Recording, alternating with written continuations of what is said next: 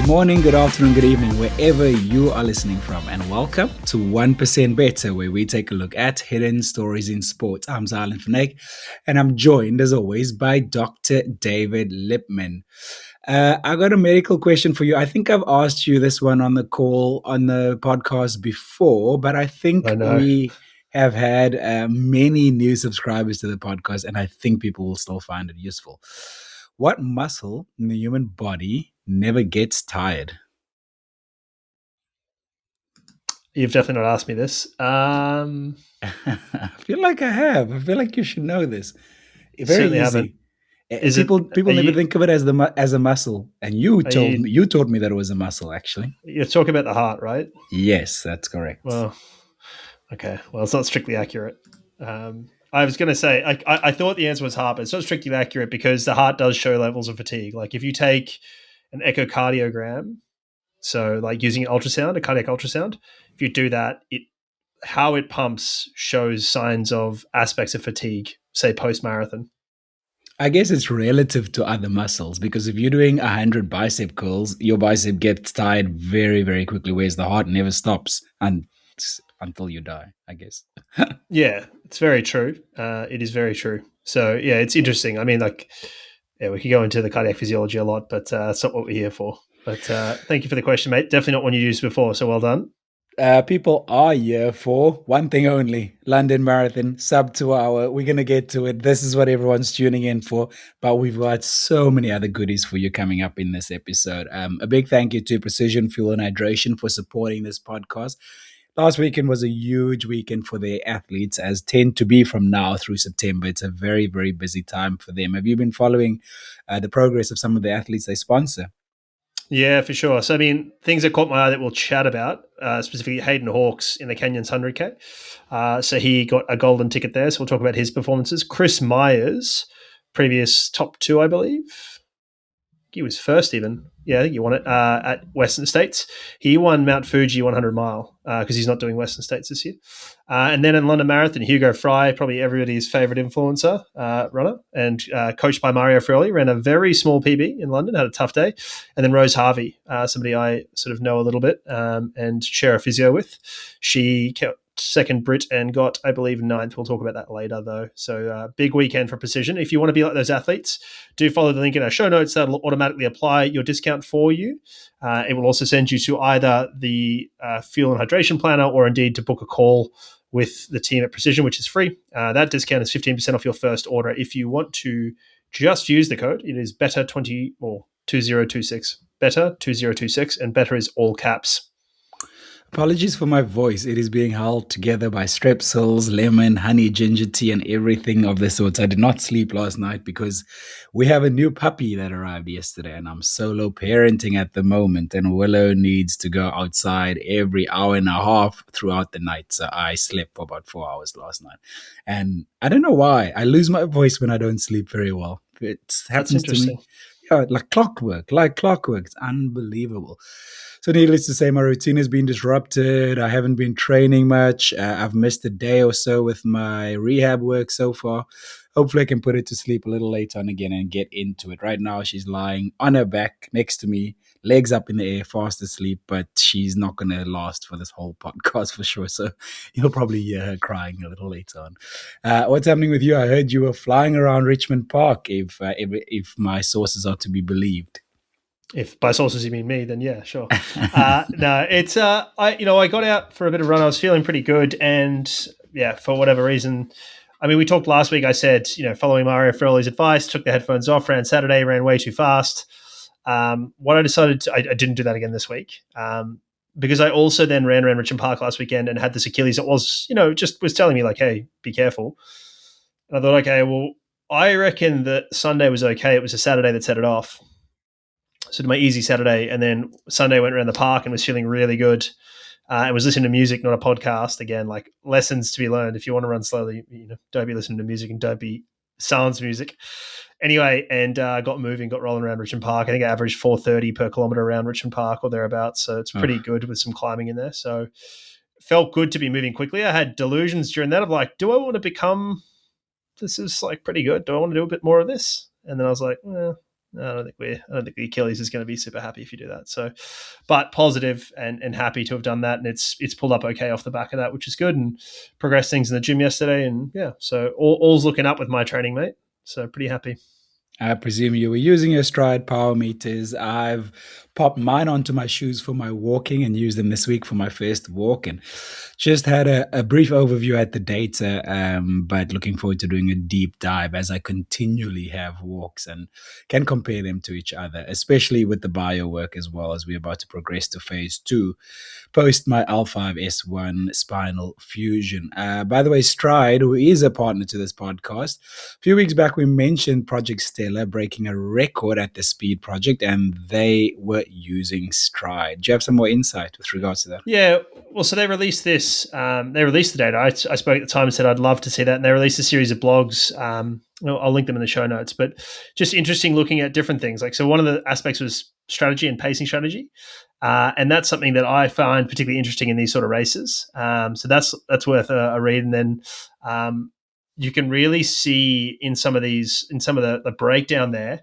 the impact of wind and how then Stride can be used to help you pace. By the fact, by virtue of sort of being, I guess, wind independent versus things like, other aspects as well. So I know it's one of Stride's things that they push pretty hard. And so, yeah, it was quite interesting to see that data and see the impact of the wind specifically called out there. If you'd like to check out Stride, like David and I are using, visit the link in our show notes down below. That'll take you directly over there. Should we rush through some community shoutouts? We are waiting for Matthew Marquardt to hop on. He's going to come interrupt us and hop onto this call. Recent winner of Ironman South Africa in record time, and he's going to join us to talk about how he has overcome his cramping in that particular race. Looking forward to hearing some insight from him. But before we carry on, let's get through some community shout-outs. I presume a bunch of people ran London Marathon last weekend. Yeah, they did. I dug them up. So we had Julie Bolitho. I believe Julie ran a half marathon or so and a 5K maybe a week or two ago. So that's interesting. She ran 6:50 in London. Alex Harris ran 2:52. Tom Wallace ran a big PB running 2:55 and came through well despite a pretty bad cramp apparently with 2Ks to go. Owen Kremen was really happy with his run. I sent him a text congratulating him. He said it was a great day out there and he ran 2:33. And then get this, Jonathan Coates ran 2:17.33. Eighth in the masses. Wow. And only 2 seconds behind Hugo Frey himself, the man himself. So congratulations, Jonathan. That's huge. That is a huge result for you. And then Alexandra van der Vel de Souza, who I spoke about when I ran Lisbon half marathon. He got sort of top 20 there. He's like a 106 half guy. So he ran 127 in the Madrid half. And I think he just cruised this for a bit of a sort of training run. And then Patrick Reiter paced Hamburg Marathon and ran 3:10. So congratulations to all those folks. By the way, pro tip for listeners, if David says, if he's reading out your results and what you've done and he says, that's interesting, means he doesn't necessarily agree with what you've done. I don't know about that. Not to call Julie out. John Burchett Sharp did his first ever park run with his son, which is very cool. Andreas Vegan got fourth in the Baltoji Voca 10K in a blistering time, 34:57. Yeah, and then Kevin Mooney got second in the IMRA Kyleback Woods Trail Race. And then Dusan Zabrodsky, he did the Mewett Madeira Island Ultra Trail, the Legend Race, which is 110 Ks in 21 hours and 50 minutes. That may sound slow, but I have seen this island. I've been on this island. I'm actually going back there next year for our a big wedding anniversary or a big anniversary rather. And it's a special place in my heart, Madeira. And this island is brutal. That trail running across that island is brutal. So congratulations, Jason. Shout out to Emily Donko, who did 32K at Gold Coast Running Festival in 2:13. And Lachie Smith ran 40 minutes in the Ballarat 10K. We then got onto some responses on Spotify. So we always put a poll up on Spotify for the listeners there. And we talked a few weeks ago about a bike race getting stopped by trains, right? And people sneaking through. And I put up a question that said, trains and races, should trains, I said, and again, this is always a bit tongue-cheek. I just wrote, trains should stop. Races should work around the trains. Trains add jeopardy. And everybody thought that races should work around the trains. So we probably have a lot of listeners from Germany and Switzerland responding to that one because in many parts of the world, that's not so possible. But outside of those countries, from my experience anyway. We had a couple of comments on Spotify as well as becoming very customary on our last episode. Matt Redglass said, looking forward to your analysis of the London Marathon, which nobody seemed to raise as a possibility. How do you explain it, Matt? We got a whole deep dive coming up. And then Lungisa, which I suspect it's Luster. I wonder if this is Luster. I think it is, yeah. He gave me a hard time for not shouting out his last marathon on the podcast, so he commented and made sure we noticed him. He says, I don't know God and thought the spelling would be different, but my guess was right. By the way, the running I started running is because of God. Very good, Lister. Yeah, I mean, listen, I know this is something that Gat's dad spoke about because of the associations there, but yeah, anyway, here we are. It is spelt as per Gout in the foot, and yeah, so it is what it is. Right, let's have a look at some quick bits. What's come across my desk this week? Canyon's 100K, the race that previous guest Emily Horgood won last year, was on over the weekend with some very interesting results. Yeah, so for context, to get into Western States, you either have to be top 10 the previous year, and you get invited back. You either accept or reject your bib. Then they have a huge lottery, which is almost impossible to get into because they only have very limited numbers on the course. And then for the elites, they have what they call golden ticket races, which is basically as it sounds: win or get top 3 depending on the race, and you get in, right? And so this is this is one of the things that happens. And if you decide to not take your ticket, it rolls down to the next person. Pretty standard operating procedure for endurance sports. So interesting, this is the Canyons 100K. It's the last opportunity for golden tickets. So it's often quite a good race, and it's in a similar area. So this is why Emily, when we spoke to her last, she said, I did it partially because it's on the same trails or some of the same trails. Molly Seidel, who's just signed with Satisfy Running and was debuting there for Satisfy.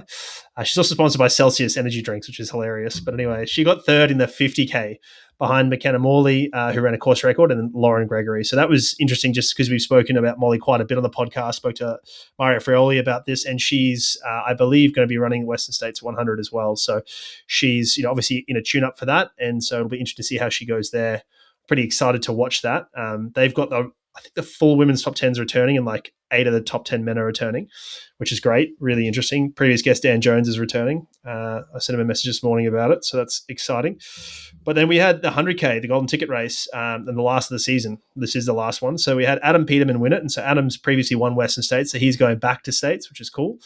Fan favorite Zach Miller, who basically is like boom or bust. This guy just races as hard as he can from the gun and like will die or lose. It's amazing to watch this guy race. So Zach got second. So I think everyone's stoked to see Zach finally go to Western States because he's never done that. And then Hayden Hawkes punched his ticket back there. He's a precision athlete there. So he's going back. And again, that's great for Hayden to get another look at States there. And the women, Riley Brady won it. Kareth Arnold, last year's TDS winner. She came second but declined her ticket. Sarah Alabin got third, and then as a result of Kareth declining her ticket, Sarah Humble accepted the roll-down ticket in fourth. So those athletes are all going to States, except for obviously Kareth, and then they've also all qualified for the World Championships or the finals, the CCC from UTMB.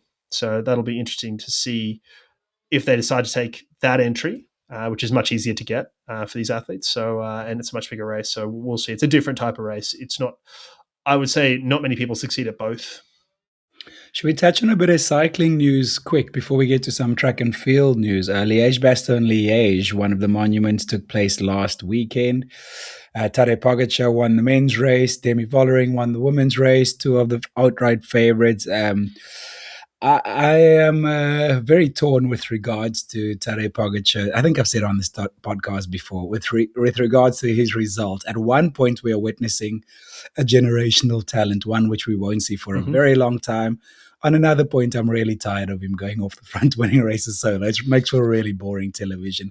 But at least we did have Paul Sextus, a 19-year-old phenomenon who was the only one able to stay with him up La Redoute, if I'm not mistaken, one of the decisive climbs, until he was finally dislodged on one of the other climbs towards the finish, and he finished second. But what happened interestingly was, if you only turned if you only looked at the result and you saw Remco Evenepoel finishing third, you might not know how good that result was, because if you only turned on the broadcast very late on, you might have missed that he was actually in the day's early breakaway from the start. He was in a massive Interesting. breakaway up the road for ages. Yeah, I don't know if that was Red Bull trying something different to take on Poggy, which if that is the case, I commend them for it. Yeah. But really, really impressive that even after that break got brought back, he still managed to finish third. What? How many people were in that break? Like, was it 2-3, or were we talking like 5-6? Or No, it was quite big. It was like 30, around 30. I don't know the that's exact number, but massive, which means you're not doing that much work. You can hide in there. it's also like interesting that UAE let a group that size with Remco go, but I guess they probably let a group that size go. They probably let a group with Remco in it go because it is that size. They don't know Remco's in it, and then all of a sudden it's too late. Exactly. So And then yeah, they that's had to got interesting. on the front and control from early on. So kudos to UAE for still winning the race because they had to control pretty much the whole race. Something I picked up in the media the last few weeks is that there were questions around what this black sensor is that Tadej Pogacar is wearing on his bicep. I don't know if you've seen this, and people were saying, "Is I this a have, glucose yeah, monitor that is illegal per se?" yeah. Blah blah. But it No, turns out it's a it's Whoop, apparent. mate. Yeah, yeah, It's it's a just his Whoop Whoop. 4.0. So I think it's a 5.0 actually, the newest one. But so the team is sponsored by. Last year they were sponsored by Ultra Human, a ring company, but you wouldn't ride with the ring. Whoop is obviously on. It's for during exercise as well. So they're sponsored by Whoop this year. They have an agreement with it. You and I actually know the guy that brokered that agreement. Anyway, and if you look, Tade has. I mean, by contractually, he has to wear it, and he would be wearing it anyway. And so he has a watch on his left wrist, and on his right wrist he has nothing. So and then under his right bicep is a Whoop. It's actually a more accurate place to wear it. I was going to If you ask you want, that. yeah, it's definitely more accurate, particularly particularly on like a cobbled stage, because of the movement. There's a chance that it vibrates, and then you got to remember the way these things work. They're bouncing light in and looking for light coming back from heart rate, right? From the change in the size of the pulse, basically, they change the size of the artery. So it changes in the way the light bounces back. But if it's moving around a lot because of the cobbles, that's going to be less accurate. And then obviously the movements, and those movements are easier to detect higher up because they're bigger movements. The arteries in the arm are much bigger than the arteries in the wrist. So, and the wrist anatomy is inconsistent and stuff. So yeah, if you're exercising, ideally higher up is better. Very interesting. And then in the women's race, as I said, European champion Demi Vollering riding away to win. Very interesting to see her do this. I'm really looking forward to the Tour de France Femme avec Zwift now because last year's winner, Pauline Ferrand-Prévot, seems to be just slightly off in the classic so far this year. Couldn't go with Demi. So it's going to make for an interesting Tour de France. Did you catch I don't some of think it the... will at all. I don't think it will at all. I've got I'm convinced that Demi's going to absolutely murder it. It does I think it's look going to be like that. boring. Yeah, Yeah, yeah. like I know we both picked her at the end of last year, but like that team, that FDJ looks so strong, dude. Like I can't fathom them not. Like I could see them winning. It's what 9 stages this year. I think so, yeah. I could see them winning 6, 7 stages. Like they're just so strong this year. I don't know anything about the stages. It's just as a guess. Like I could see them winning, like dominating like that. Is what I'm Yeah, getting I at. don't know. I don't think they'll win that much. I think 3 or 4 is a good guess. There are the Tour de France from avec Zwift is obviously the biggest race on the women's calendar, and all the teams will be making sure they are represented there. But yeah, Yeah. sadly, another podium for Kaziani Vidoma. She's such a good rider, but the amount of seconds and thirds she's got in her career. On the one hand, excuse me, it's great that she's always up there. On the other hand, I'm sad for that she hasn't managed to convert a lot of them to victories. Well, I mean, she won the Tour, which is the big thing, right? And probably the best day of cycling I've ever watched, Yeah, and many yeah. people might agree with that. But also, it's interesting. She just keeps getting out sprinted, mate. Like Puk Peter said, did I hear? Who led her out? Was it Marianne Vos that led them out? Anna van der Breggen. What was the story there? Why was she leading them out? That was weird. She retired and she's come back, so she's in an advanced age. So she was never going to be able to sprint with them. I reckon she would have out sprinted Kasia. No. She's back in the really? day, maybe. Yeah, she's a pure climber. Okay. When I saw her up there, I was like, yeah, okay, this is between second and third, and it's got fourth. Like, that's what I was thinking in the last 2Ks. Okay, we always seem to talk a lot about cycling news. Let's move on to some track and field news. Allyson Felix at age 40 announcing her comeback. What's the deal here?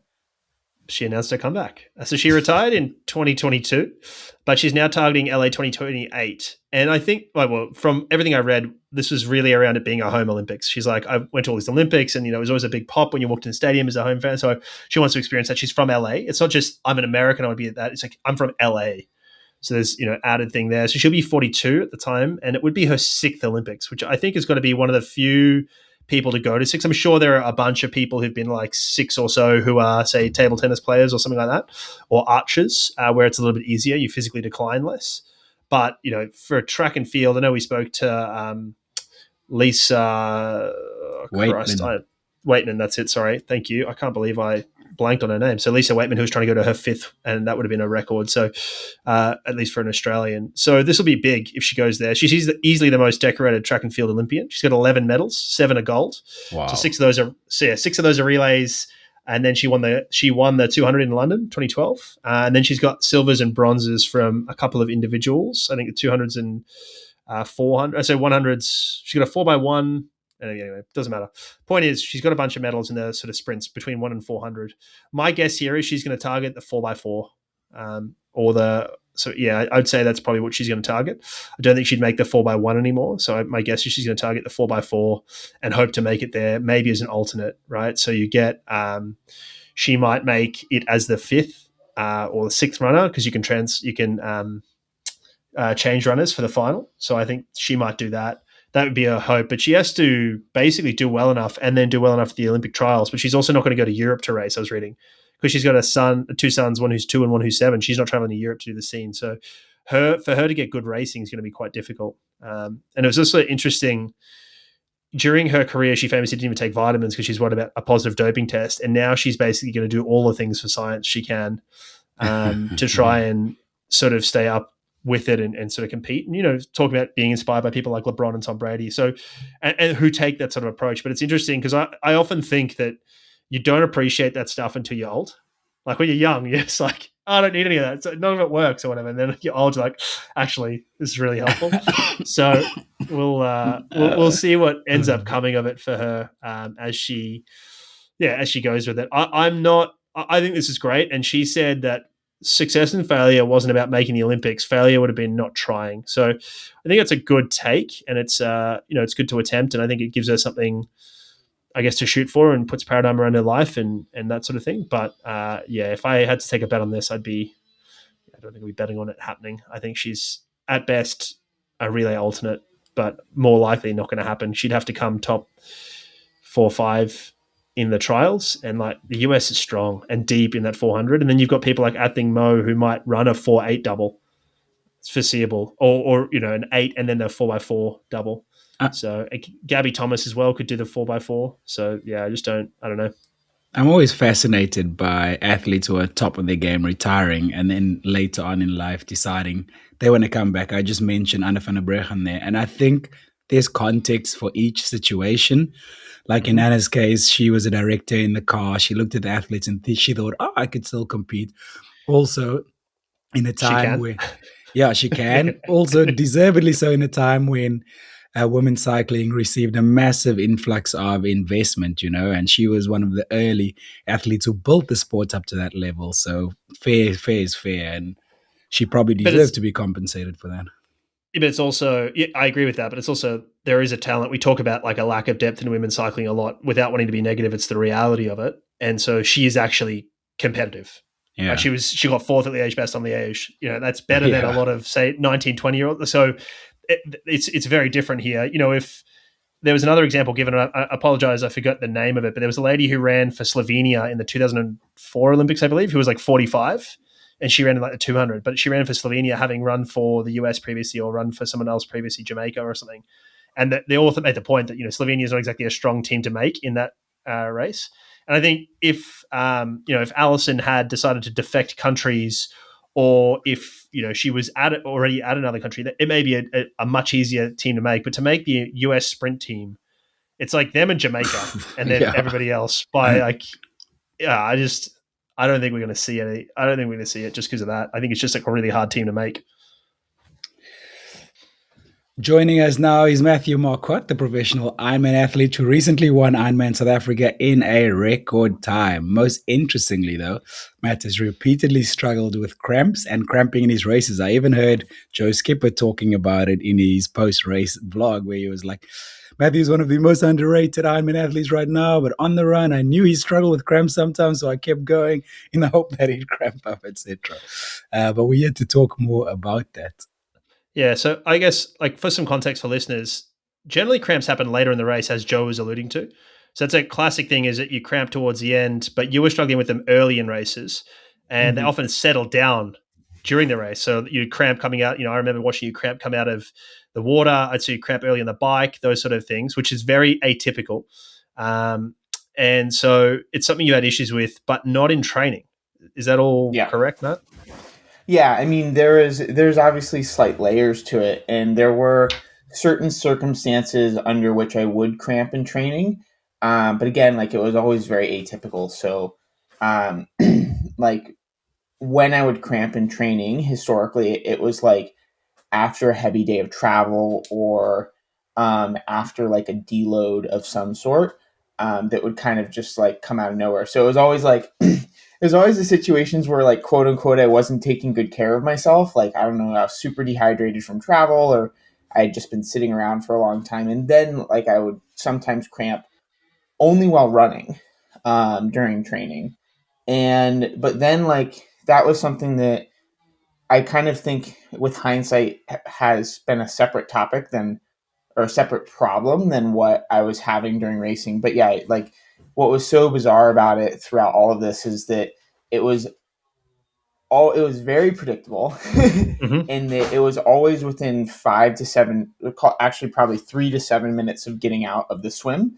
And Mm-hmm. then it would be, then I would kind of loosen up and then everything would be fine the rest of the race. Like I've never had problems with cramping at the end of the race or any other period of time, which I think was what made it such kind of an interesting question to explore and also a really tough one to crack. And I've had tons and tons of people reach out to me and say, hey, like what's going on here? Truthfully, like I'm not really sure how many of the people actually have the same thing going on that I am, but I've wanted to kind of share my story in the process through figuring out the solution. And an N=1 of South Africa of not cramping does not guarantee that it's not going to happen again, but hopefully we're on the right path now, and I feel a lot more confident that like we have at least somewhat of an idea of what's going on and what's triggering it, which is why I'm comfortable talking now. I think a lot of people will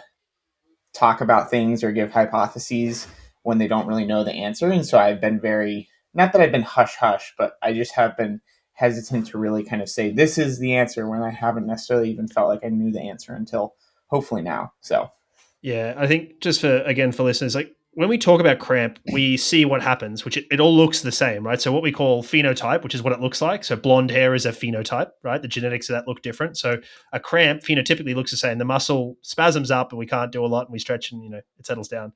But the genesis of that and what causes it can be multifactorial and variable. And so the current theory is what they call a sort of cramp recipe, I believe is the guy's terminology, the main research. I think his name's Kevin Miller or something like that from somewhere in the States. I can't remember. Anyway, apologies to him. But point being, there's this thought that many different factors play a role. So there's, historically some of the research was on sodium. There's certainly some aspects. I know I've spoken to you, Xylon, about your stress because you tend to cramp as a result of stress during the swim of Ironmans. But one of the things, and the other thing I wanted to highlight for people is, you nailed it, Matt, which is when we haven't seen a result, it's really hard, right? So you're looking for almost via negativa, which is I didn't cramp, therefore we don't know. But the only way to confirm something is to then reintroduce it and induce a cramp, right? Like that's the only way we really know what's going on. But yeah, Zion, did you have a question? I saw you wanting to ask one before. No, I just had bad news for Matthew. I know why I didn't cramp in Ironman South Africa. It's because I live in a town where this took place that is so hospitable. The people are so wonderful. And Matthew was so relaxed going into this race and at the time of his life. And it's impossible to stress up and cramp in a situation like that. Yeah, it sounded relaxing losing his bag, mate. That sounded very relaxing. But talk us through the process then. Talk us through like where you at now? Yeah. What you're thinking at now?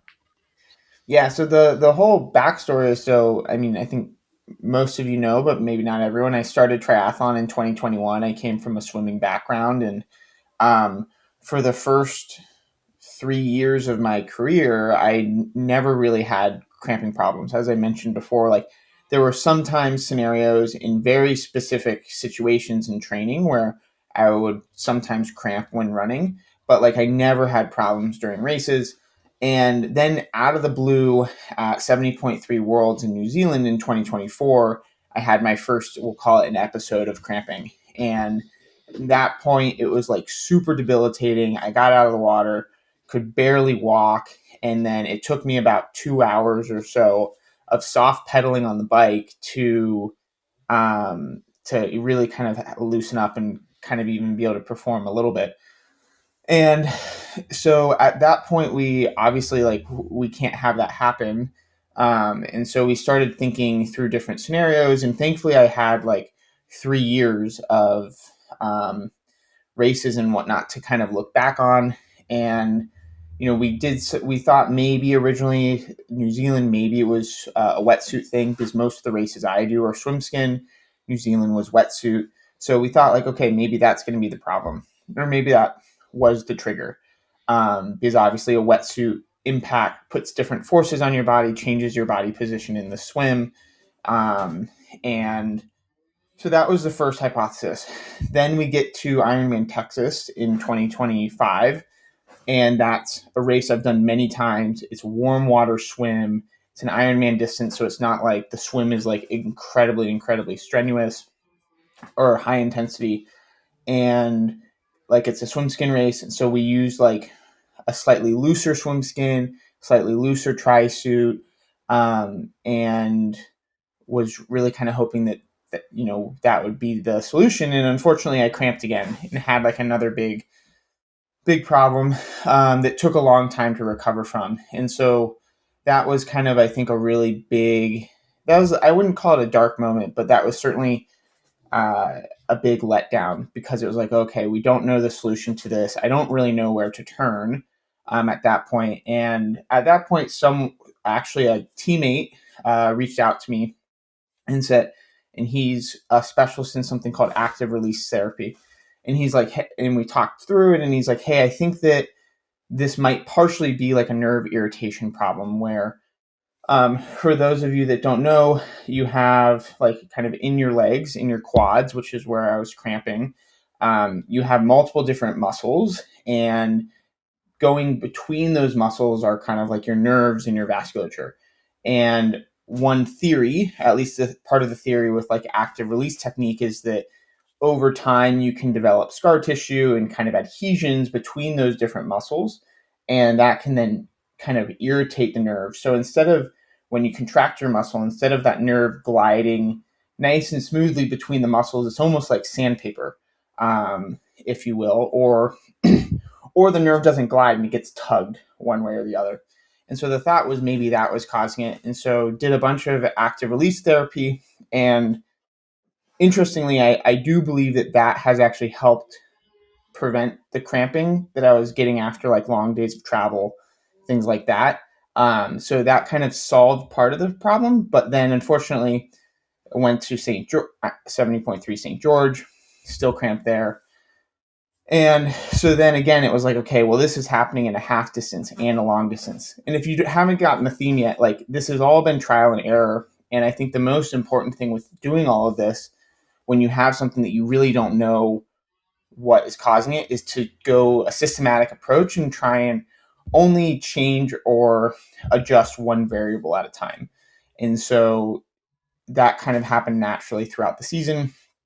And so we did that, and then still cramped, and which was, another kind of frustration, and kind of took me out of the Pro Series for the year in many regards. And at that point, we thought maybe it was a problem with kind of my lower back, in terms of maybe the hyperextension that you have from the swim is pinching on a nerve or something like that, in a way that when I get out of the water, it's kind of like releasing a flow of signal all at once. That was like the next hypothesis.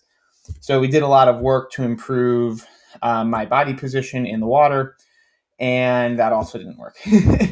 And I think as well, the other thing, like people, as David mentioned first, everyone's like, are you getting enough electrolytes? Like, are you getting enough sodium? That's what everyone always jumps to. And I think, for the most part, my nutrition before the race was from before I started cramping to when I started to cramp was really pretty consistent in that, like, I'm a pretty low sodium salts sweater. And so, like, I really didn't think that was a cause. And also, like, it would be kind of weird to be dehydrated at the beginning of the race and cramp, but not be dehydrated at the end of the race when you actually are dehydrated. So there were some things about that didn't quite make sense. But we did try, like, a hyperhydration approach as well, with, like, a higher sodium load during one of the races beforehand. And that didn't necessarily improve things. Like, we did that before cans. That didn't fix it.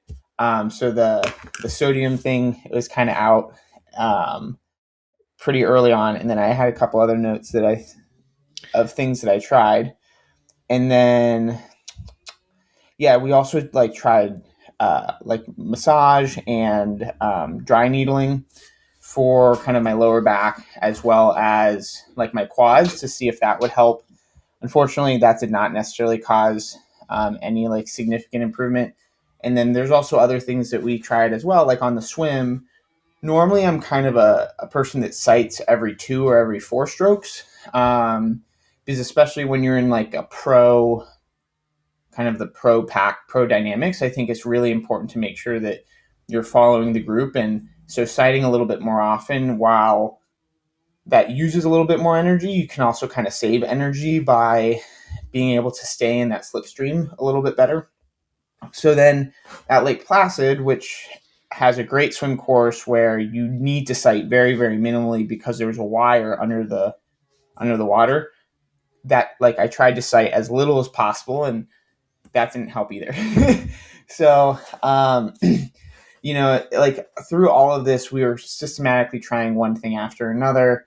None of it worked. And after World Championships, I thought, okay, there's one thing that I did change, that I changed at 70.3 Worlds that we haven't tested yet. And that was a carb load. And this is, I think that there's a lesson in all of this that we'll get back to. But after Nice, where I did cramp again, I was like, you know what? It doesn't really make sense. I talked to a bunch of people, and we couldn't really say exactly why a carb load might be causing the cramps. But when you look at the history of the data that I had, 70.3 Worlds was the first time that I did a proper carb load. Every single race before then, I would pretty much eat relatively similar to what I would in another day. Maybe I'd have a little bit more carbs, but I certainly wasn't doing the 10 to 12 grams per kilogram, 10 to 12 grams of carbs per kilogram of body mass that is kind of like recommended for a proper carb load. 70.3 Worlds was the first time I did it, cramped. Every other race in 2025, I was doing a carb load and continued to cramp. And so after 70.3 Worlds, the thought was, okay, maybe this is causing it. I don't really understand why. We had some different theories as to potentially why, but none of them like really made sense. And so the plan was at Cozumel to do a reduced carb load. I got injured right before Cozumel. However, I was there, and this is a great example of like taking a bad scenario and I guess trying to get something good out of it. Cozumel, I pulled part of my glute right like a week before the race, and I was really hoping that it would recover enough that I would be able to race. So we did race week as normal. I even went down to Cozumel and ultimately pulled out the day before the race. Now, that obviously sucks to go all the way down there, but the good news is that I had a normal rhythm of race week. And so I was like, you know what, let's do a simulated swim on race morning, kind of at the hotel that I was staying at.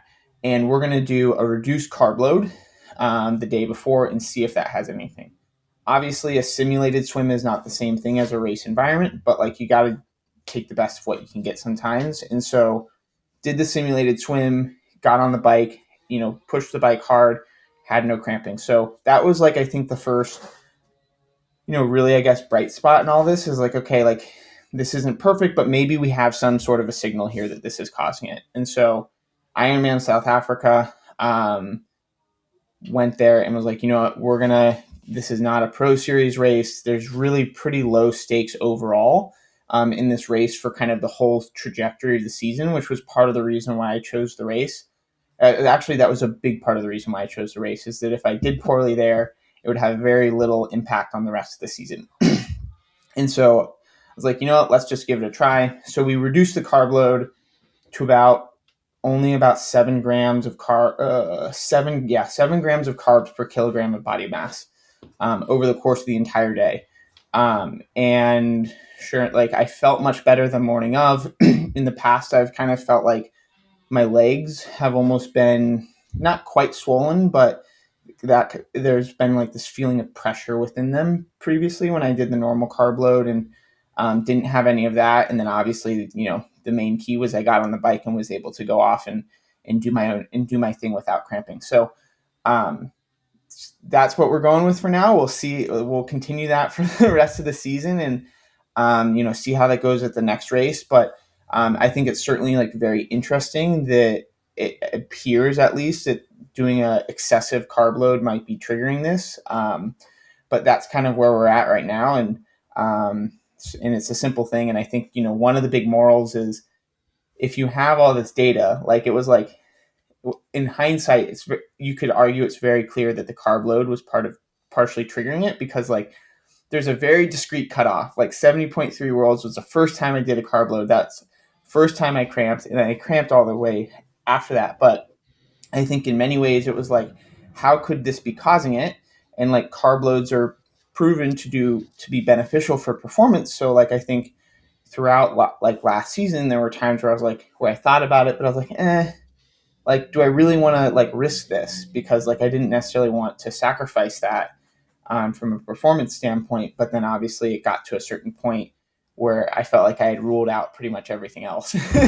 And so we had to try it. But yeah, that's kind of the whole story of where we're at, and we'll see what happens from here. Yeah. And again, like if you cramp again, then back to the drawing board, right? And we go again. But exactly. It's an interesting lesson. Like you say that it should make sense, but I think the lack of understanding a mechanism, ahead of time, right? Now we can sit here and postulate and pontificate about what the mechanism is now, but without that ahead of time, it's quite hard to go, even if it's temporally related, right? Like I can't remember the name of it, you'd remember it, Matt, but it's the criteria that is met for causality when you don't have direct evidence. They use it. I can't remember what it's called, but anyway, the point is like, mechanism or a known mechanism or biological plausibility is part of it. And, this is quite hard to go like, again, gun to my head now, I can tell you a story that makes sense and people listening absolutely. would go like, oh yeah, for sure. That makes sense. But that's not kind of, it's not what I would have necessarily reached out to you and said something about. So no, but that's awesome. It's super interesting. And I think that the moral of the story here is cramps are not, or the takeaways I've got here are like, cramps are not the same for everybody. You certainly need to work through the process and find out what works for you. And then even things like, you mentioned there's good evidence for a carb load. That is true, but also it's only helpful if you don't cramp, right? Like the downside risk is much higher than the upside you get from it, right? Similarly to, that might be 120 grams an hour or 160 grams an hour of carbs. People go like, oh, this is great. It's like, yeah, it is if you don't get GI upset, right? Because the downside risk of that is much worse, or the downside consequence of that is much worse. So that's been great. Any questions from you, Xylon? No, nothing. It's just interesting to follow you on this journey because we've talked about it on the pod. Personally, we've talked to you as well, knowing that this is something that you've been going through. So yeah, I'm just interested to keep watching this and seeing if you're onto something. Yeah. And I also just want to say it was great spending time with you. Yeah. Awesome to see you. You winning it made it so much sweeter. It was just, fantastic and well done again, man. Yeah. Thank you so much. Yeah. It was definitely, I think a little bit of a gamble to go to South Africa, but it was worth it on so many different fronts. Do you know, by the way, do you know that David was born in South Africa? Did you know that? I did not know that. I was born in South Africa. Nowhere near where you were, but I was born in South Africa. Lived there for a good period of my life. I'll make sure to let Joe Skipper know. And and Jamie know that it wasn't a big race and it wasn't a big deal winning it. I'll make sure they know that, mate. After what you said. Awesome, Matt. Thank you so much for your time. We really appreciate it. Of course. Great to talk to you guys. Thanks again to Matthew for joining us. Right, let's get into what a lot of people have been waiting for us to talk about. London Marathon, where not only one, but two human beings ran under sub 2 hours for the first time ever in an official marathon. David, I don't even know where to start. Well, I'll start from the beginning. So first, big picture stuff. New record for largest marathon. Took it back from New York City. I'm sure New York will take it back this year again, and then London will try and take it back next year again. But anyway, so they had nearly 60,000 people finish, which is great. It was good weather for the elites. I said this. I texted a few people and said, "Hey, we're on here if it's a bit of a race." And I think it could have been better, maybe a handful of degrees cooler and not sunny, but we were cool. We were close. The pacer, I might have said this last year. I can't remember if I did, but the pacers all wear pacer vests, which I think is great. This year, at least, I noticed, and maybe I said this last year, they have their own brand logo on them. I saw that. So I noticed. I think that's unbelievable for the brands. I think it's really cool.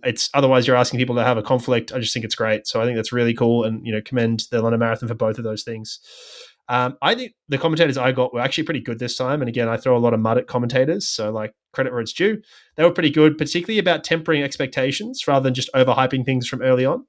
And then similarly, I think they did well to bring up Ruth Chepngetich and her doping situation in a respectful way that was not dismissive and wasn't alluding to it. And we're not allowed to talk about that. So I think that was cool. Also, during the wheelchair race, they had somebody who came on and explained some dynamics about the wheelchairs and some of the stuff that was happening. I was like, oh, I'm actually learning. Now this isn't annoying. Now I'm learning. This is cool. So I thought that was really cool. They had someone come in and explain different types of riders and what that impact was there. So I really appreciated that as well. Also, the commentators could obviously see all the screens where they were. So sometimes we'd jump back from one screen to another and they'd be like, oh, so you just missed this. And they give you context for what had just happened, which is annoying to some degree because I wanted to see that happen, but at least I knew what had happened. Yeah. They're like, oh, this has just happened that you missed. So I was quite, I found that really, really good. And then some, let's call it some participant runners. Des Linden, again, after Boston. So she did Marathon des Sables into Boston and she did London. She ran 3:04 there, narrowly beating Sir Alistair Cook, ex-English cricket captain who ran 3:05. So he was pretty good. Oh, that's good. We'll talk about somebody who didn't quite make the start line in the doctor's office later. But let's get to the women's race. You were watching, weren't you? Yeah, I was watching. What were you thinking during the women's race? How did you find it? I guess I'm interested in somebody who's not as much of a running nerd as me. I thought Sawe looked very comfortable and thought she was going to win. Having said that, Helen O'Beary never looks comfortable to me and she has won multiple marathons. But I was actually analyzing her arm swings, which adds a lot to her running form. And I was texting you about it in the middle of the race. Yeah, she's got a bit of a pretty, a running style that makes it look difficult for her, but she's always had that. She's, one of the best runners of all time, which we've talked about on this podcast before. But I guess it was interesting. They were ahead of course record pace most of the day, and actually they slowed down. And they had a group of 3 by 10Ks with 2 previous winners, Jocelyn Jepkosgei, Helena, and then Tig Sesefa, as you mentioned, and then obviously Helen O'Beary was there in her first flat marathon, really. Also noticed that Ailish McColgan finally got a pacer this year, which was good. So they went through the halfway in 66:12. Well, again, that's 2:12 pace, so lightning. Now they weren't going to run that, I didn't think, but here we were. Maybe they were. And then their 17th mile was a 5:15, and Sesefa tapped the pacer and just said, "Get off." Just said, "I'm out of here. Get off. I'm going for it." And then Sesefa started making pace, which made some sense given she'd been repeatedly outsprinted, or she's been outsprinted before, right, in the Olympics and a few other times. So she's obviously worried about this, particularly from Helen O'Beary, which is to say, hey, Helen O'Beary's a fast sprinter. Could outkick me here. I'm going to make this hard enough now to try and run Helen out of it. And so you sort of in a bit of two minds there because you're like, okay, let's see how this goes. And then at 30Ks, this happens every year. The 30K mark, watch this next year, everybody. At the 30K mark, they go through a drink station and people often take off from there. Kelvin Kiptum used to do it. It happened, I think, last year from Sebastian Sawe. Asefa skipped her drink and went for it. And then Iberi actually dropped off a bit because she went to grab her drink, which I think was smart, but then eventually made it back on. But you could tell, okay, what's going on here? And then from 35Ks, there was a bit of mind games. And then you're thinking, oh, is Iberi going to outkick her here? And then Asefa started to drop back. And then, of course, Iberi started to lead, which I think was probably a mistake in hindsight. She probably should have just left it and then tried to go for a sprint finish with Asefa. But it ended up that Asefa burned it off with about 600 meters to go. So we ended up with... that. I don't know if you saw in the last 600 meters, the side-on shot of Asefa, like with just poetry in motion. It's a similar angle they have on the final Champs-Élysées stage of the Tour de France, where it's right, the camera is parallel to the athlete. Just incredible. She looked amazing. Yeah, she did look really good there. So she ran a 10-second women's only world record, which was, I believe, previously held by her. Hellen Iberi ran PB 2:15.53, which is unsurprising. Jocelyn Jepkov's ended up with 2:15.55. So that's the first ever race with three women under 2:16. So it was lightning and should have been a bit of a like, hey, actually, this is a pretty good day here. We could see this. So I also noted Asefa's never been worse than second in a marathon. How's that for a record? Levels to the game. Yeah, so Eilish had a pretty tough day. Eilish McColgan, she missed her PB. So she ran 2:24.50, was a top Brit and 7th overall. If you have a look at her Instagram, she got some pretty rough toe blister happening, bled through her shoe. It was pretty rough. It sounds like she had some pretty... She said it wasn't the shoe or the sock. Sounds like she had some stuff leading in. She had this rash on her legs. It was a bit weird that she posted a photo of. She also had an injury to her lateral hip, so I wonder if that's all part of it. But I don't understand. Like she did this last year. She went out way too hot, blew up, struggled, didn't have a pacer. This year she had a pacer, still went out very hot. She went out trying to run 2:20 by the looks of things, and then blew up a bit. And again, she has these issues, which is a reason. I understand that. But like in the context of I was injured 10, 15 days out and wasn't sure, maybe be a little bit more conservative, and maybe she was. Maybe she thought she could run 2:18, but I would be making safer decisions for her and letting her kick down if I was advising her. But anyway, Julia Patrinain, who from Uruguay, who ran top 3 at the World Champs last year. So she came through the field really well. She caught all the Brits coming through the field. She went 2:25 for a national record and 8th overall, and her splits were 1:12, and then she ran 2:25. So she actually had a positive split, but blew up less than the rest of them, or faded less than the rest of them. So she obviously paced it much, much better in that respect. And then Rose Harvey, the aforementioned, she ran 2:26 on the second Brit and 9th overall. That was a good day for her. It's probably not what she wanted, or I know it's not what she wanted. But two things: she beat her husband. It's always good. And also, more importantly, she's done a good job towards qualifying. She had a lot of injuries. She was barely running in January, from what I understand, from a knee cartilage issue. So, it's probably a good result for her, and she's a bit circumspect from what I've seen in interviews since from that. And then on to the men's, mate. So, firstly, correction from me, I was wrong. Alex Ear was pacing. He paced the British men's group, the first British men's group. So there was kind of two. There was the main British men's group, Phil Sussman, Mohammed, Patrick Diva, etc. And then there was Alfie Manthorpe, Jake Smith behind them, and they weren't paced. What do you mean you were wrong? Did you say last week you thought he wouldn't start? I said he wasn't running, because I mentioned Ed had spoken to him as well. But it was obviously a loss in communication. But it's good to see this group of Brits. They've really pushed each other. And if you hear them speaking, they all say that. And, some of them blew up a little bit, including Phil. So, it is what it is. But it's cool to see that, the quality, and then pushing each other. So the course record was 2:01.25. And it was interesting. The commentator said, the competition means they're probably not going to run fast because they'll be looking. And the theory is they don't want to lose. So they're looking around and trying to save a bit. The other theory is actually competition makes you better because you're together for longer. And it depends on your strategy. So I think probably what Sebastian Sawe was thinking is, no one's going to be able to stay with me. I'm going to run Jomif Kajelcha off here. Also, Jomif Kajelcha is one of the best runners of all time in terms of range. He's run like a sub 7:30, 3,000 meters. I don't want to be with that guy at the end. Because I'm not that good over the short stuff. So actually, let's burn him off or let's try and put some hurt in his legs. And it proved to be the correct strategy, right? And I think that particularly for the East Africans, racing is a big deal and it makes a big difference here. So they went through halfway in 60:29. And then at 78 minutes, the last pacer dropped off. So they were by themselves. Sebastian Sawe was taking off at 85 minutes. He just took off, and Kejelcha followed. What you saw here was he accelerated, and Kiplimo missed it. And then he fought to get back on out of another group and couldn't quite make it happen. So he never quite made it back on. He, at times, was about 15 minutes, but couldn't quite catch up there.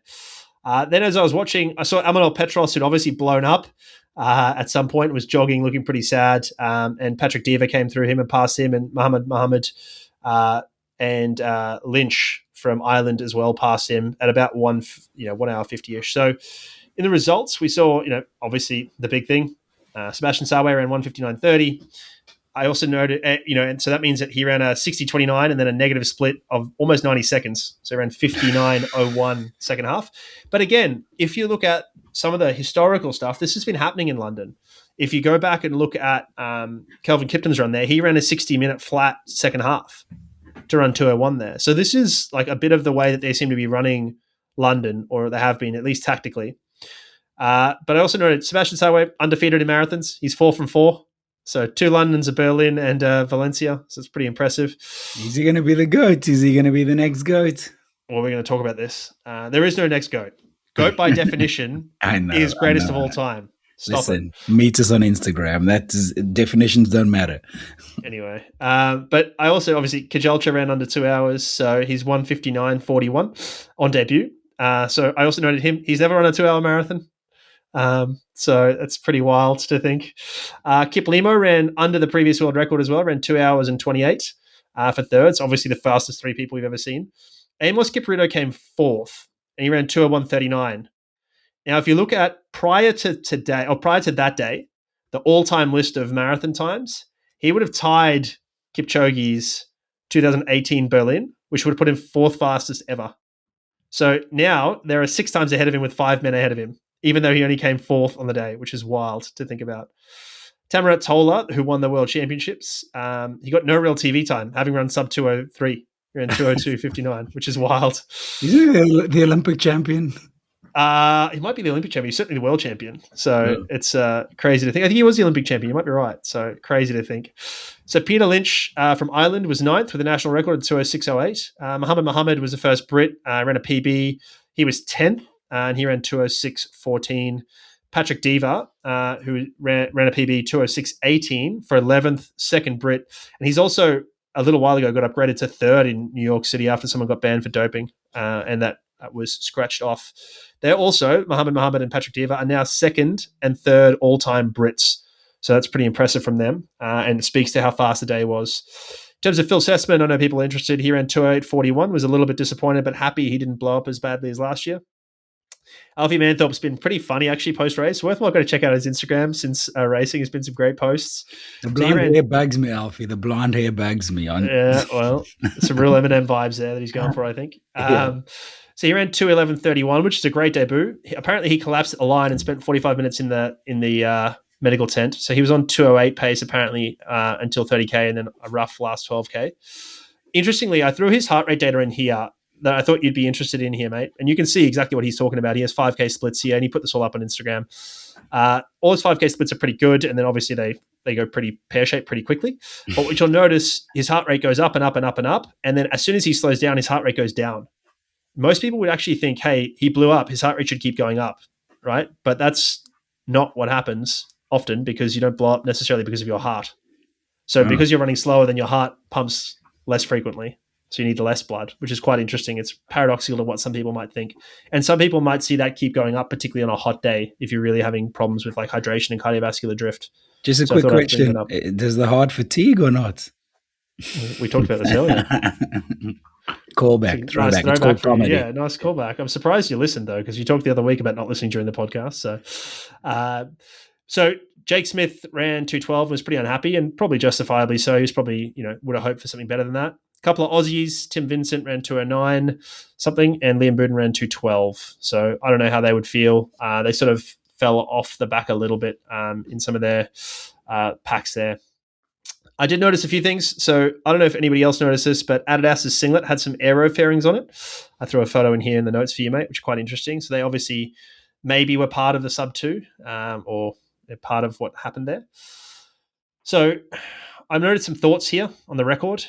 So pacing was the most stark thing. We already talked about this, and we already talked about like there's been a pattern to go from particularly from 30k and run a fast second half in London last little while, but even still, like his pacing wasn't optimal. I don't think in terms of that. Maybe it tactically is, but in terms of like running the best fastest marathon, I don't think it necessarily is. So he ran, and again, particularly because he ran kilometers 30 to 35 in 13:54, and kilometers 35 to 40 in 13:42. So Kajalcha was with him until the 41st kilometer, and he said his body stopped and his legs were done at 41k. So Didn't obviously see it that Sawe's way. well, it did. You just saw Sawe take off, and he couldn't keep up, and he didn't look distressed. He was just like, "I can't go here." So, I think, I think that's probably the like justifies the tactics from Sawe. It's probably the best way he had to win it. I do think that it's his fourth marathon, so he should still be improving.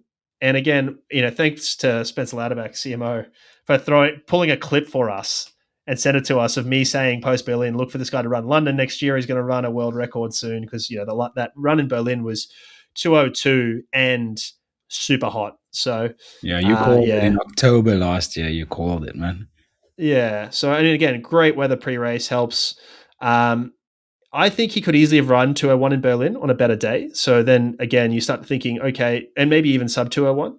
And then, when you then get to London, it's a better day. I think that's helpful. I think the shoes help. So I did some reading on these. So the 3, this is the Pro Evo 3 versus the 2.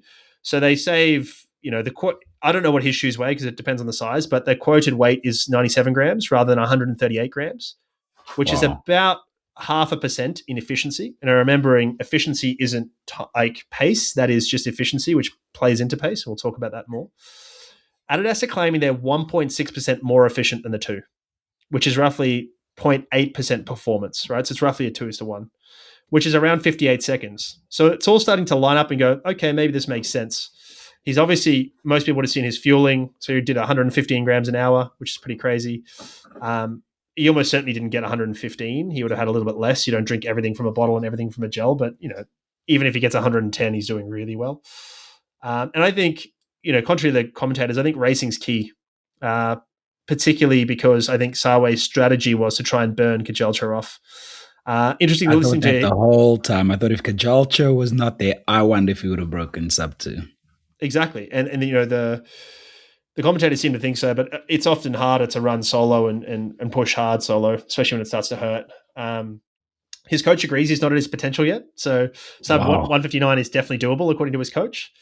He also had an interrupted build-up here, which will set people off and go like, hang on, how's you run so fast off the interrupted build-up? So he had a stress fracture in December, and then he sort of came there. But I do think it tells us a lot about the effect of lifetime loading, right? We tend to think in like these small blocks of like, I didn't do a perfect 12 weeks, but he's obviously done years of running. And then similarly, you also don't need a perfect build-up. Like, I just think we did definitely, there's some insinuations around his potential to be dirty, right? Again, and I think it's irresponsible to not talk about it. We talked about on this podcast how before Berlin, Adidas spent money to try and get a bunch. I think it was $50,000. It's $25,000 or $50,000 worth of basically money towards extra testing for him. That ended up not all being done pre-Berlin. And the way to think about this, you need to test people frequently so that they can't dope, right? We all agree to this, and they need to not know when you're coming so that because if they know when you're coming, they can cycle on and off things. But if they don't know when you're coming, then you can very much, hopefully they won't be doping and you can sort of catch them in random periods, right? So you might have 2 days in a row, then you might be away for a little while, but it doesn't make sense to test too frequently because it doesn't increase your chance of a positive, right? So testing weekly may not be better than every 10 days. And in that context, it may actually be better spreading it out over a year, which is what they've ended up doing. So he did have a higher frequency of testing before London. It wasn't quite as high as prior to Berlin. So looking at, the Guardian had a good article on this, and it said his samples are also put through methods designed to detect tiny levels of banned drugs. Whilst he assesses less than London, it's understood that the AIU is still subjecting him to more urine and blood tests than any other marathon runners. So I think that's helpful in that context there. In terms of how frequently would you need to test? Otherwise, you provide daily samples, right? And that's also just not feasible. So that's the optimal frequency, but it's never going to happen. So this got me thinking about what's his next race now, right? So you talked about GOAT before, right? So the simple answer is he goes back to Berlin because people say Berlin's about 90 seconds quicker, right? Than London. Yeah, because London's got turns and it's got a bit of a ups and downs. So they said it's about 90% quicker, and obviously Berlin want him back, and they'll have a big bag for him, right? They'll want him to run sub 2 there. I think it depends on how he wants to think about this in legacy. So Kipchoge did a lot of Berlin-London double, and I think he might have been better off going elsewhere in his prime, run a New York, run a Boston, something like that, because then he starts to win them all, and then that really changes the discussion, right? So also for him, I think Chicago could make sense because there's obviously meat on the bone for him. It's still a fast course, arguably faster than London in some respects. The previous world record was in Chicago. Let's not forget that, right? So Kelvin Kipton ran it there. So I certainly could see him going to Chicago there. And, he could easily go back to Berlin. I think, he needs good weather again. And I think he needs probably late race company again, or a race at least. I certainly think, with a better course or a different course, although I don't think London's as bad as people make it out, a different course with good weather and some competition, I think 158 is possible. The way to think about this, or the way I started thinking about this, is potential versus execution. So people often say, I'm in this shape, and that's on a perfect day, which is fine, but you're not often going to get those perfect days. And it's really important to remember this. And I think we talked about this last week with KB and Texas is like in triathlon, it's just considered like the weather's part of it. In marathoning, we think every day is going to be perfect. They should be, and full disclosure, I had pretty much only perfect days in my marathon career. So like, I will disclose that, but I do think that it's naive to think that every day is going to be perfect. You're probably going to get some suboptimal conditions, and you should be ready for that, particularly if you're a slower marathoner, because you've got more chance for it to get hot in that. There's been some sub 4 comparisons here that I'm interested in. I just can't see it being the same. So, there's when Roger Bannister broke it, famously everyone broke it. Well, firstly, if you read The Perfect Mile, it's a little bit more complicated than that. So go read The Perfect Mile. It's an amazing book by Neil Buscombe, I believe it is. What I would say here is you can race miles very frequently. You can race a mile, you can do a patch of racing. You can do racing. You could probably race 10 miles in a year, 10 mile races in a year.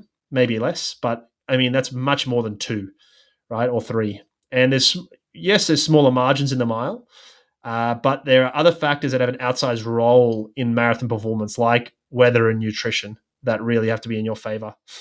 So I think we're going to see a lot of 201s. And the reason I think that is because we've got a lot of people who've already run 201s and who could probably run faster than that. So Kipruto, Kajelcha, Kiplimo, Sawe, Courier, they've all run 201 already.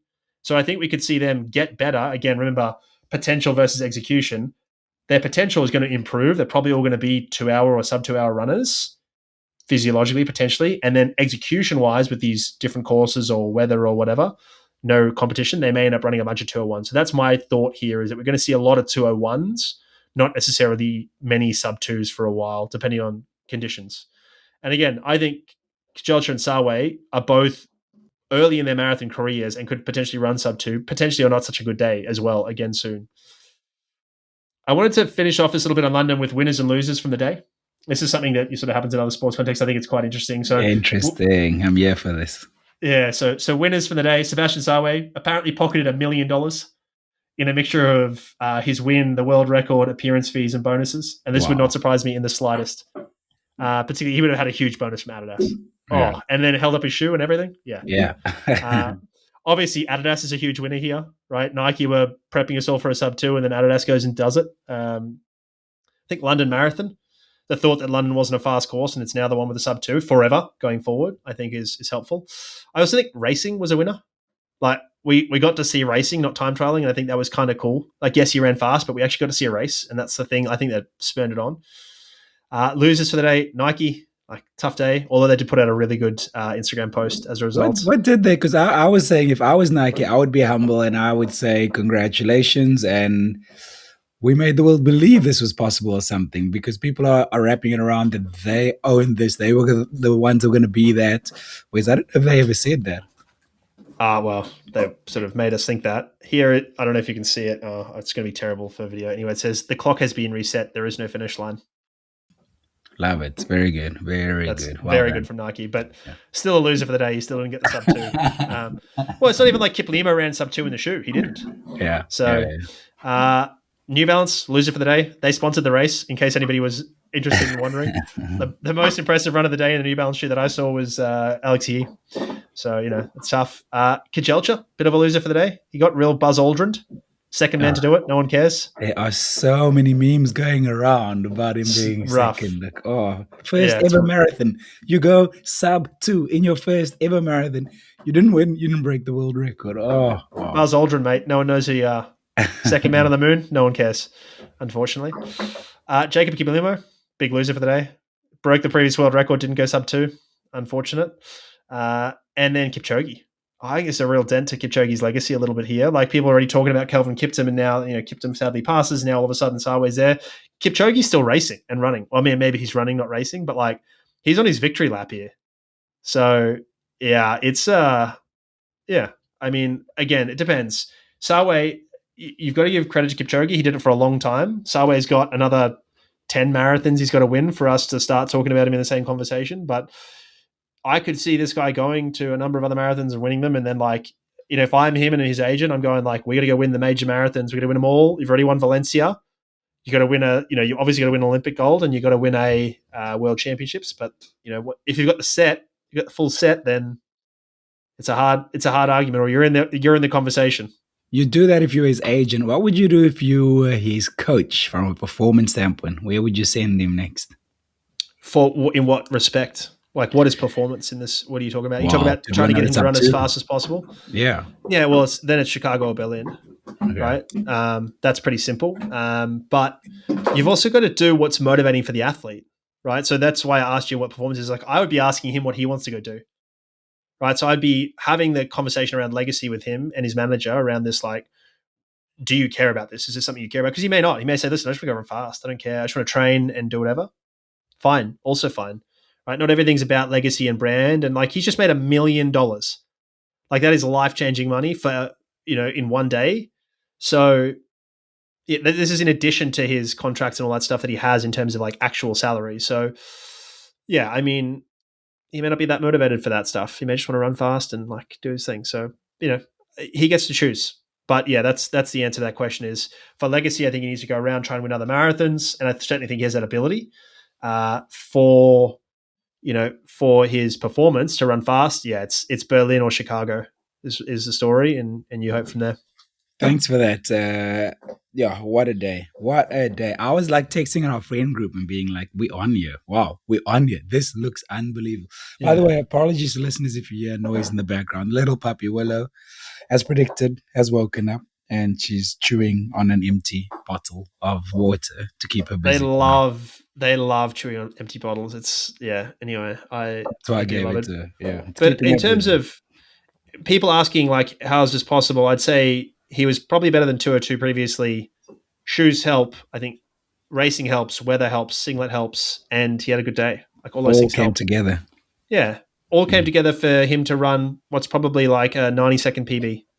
It's a more than that PB. It's 2.5 minutes, but like, or maybe a bit more than that, but like, it's probably 90 seconds better than his potential. And again, you should be improving. And I get endlessly frustrated with coaches who post about how somebody who's like in their third marathon improved from their coaching. Like, they should improve.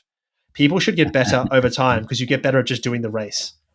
That's how that works. I think his next race, Sebastian Sauer's next race, are going to have major eyeballs on it. So whoever gets him, kudos to them. Looking forward to seeing what's next for him. Agree. Before we go, doctor's office. Anyone in the doctor's office? Yeah, Geraint Thomas. Cycling great. Now DS at Ineos Grenadiers. He was apparently going to run London.